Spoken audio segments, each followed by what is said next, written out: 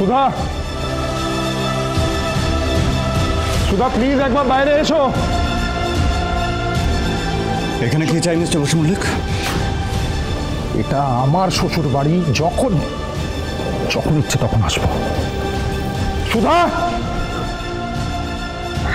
তুমি আমাদের নিতে এসেছো? হ্যাঁ মা, আমি নিয়ে যাব তোমাকে। নিয়ে তোরে তুমি এদিকে এসো।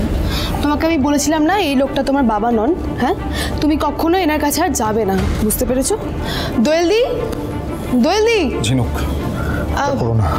দোয়েলদি তুই তোরিকে নিয়ে প্লিজ ভেতরে জানা।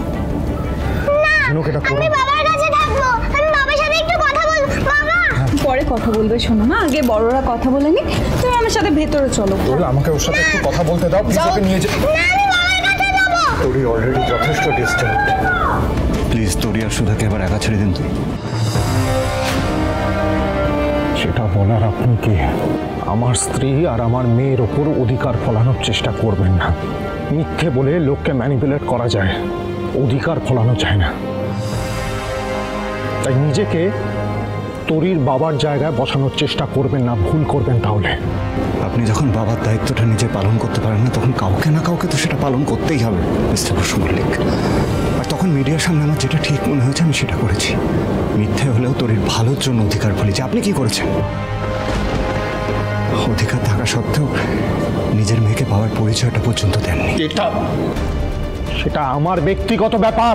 কিন্তু ব্যাপারটা তো আর ব্যক্তিগত নেই, আপনি সেটাকে পাবলিক করে দিয়েছেন। পাবলিকলি তুমি আর প্রীতম বাবু আমাকে ছোট করেছো সুধা। সবার সামনে, প্রেসের সামনে উনি বুক চিতিয়ে বলে দিলেন যে উনি তোরির বাবা। তা তুমি চুপচাপ ওখানে দাঁড়িয়ে দেখছিলে, কিচ্ছু বলনি তুমি। কি বলতাম আমি? আর প্রীতম বাবুই বা কি বলতেন? আর আপনি কি চেয়েছেন বলুন তো? কি চেয়েছেন?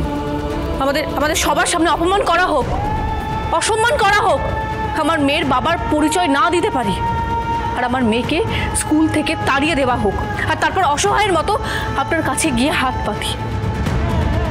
এটাই চেয়েছিলেন তো আপনি?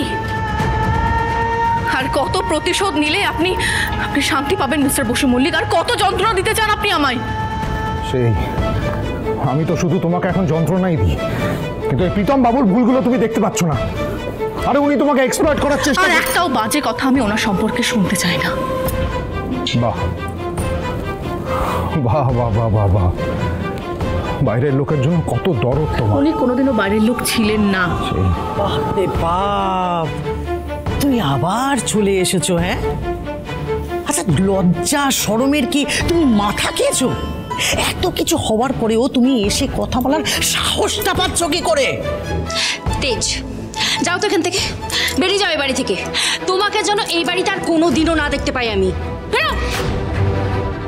আর হ্যাঁ, যাওয়ার আগে ওই ডিভোর্স পেপারটায় একটু সই করে দিয়ে যাও। না, করবো না, কোনোদিনও সই করবো না আমি।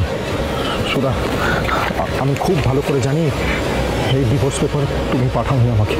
প্লিজ স্বীকার করো সেটা, প্লিজ সুধা।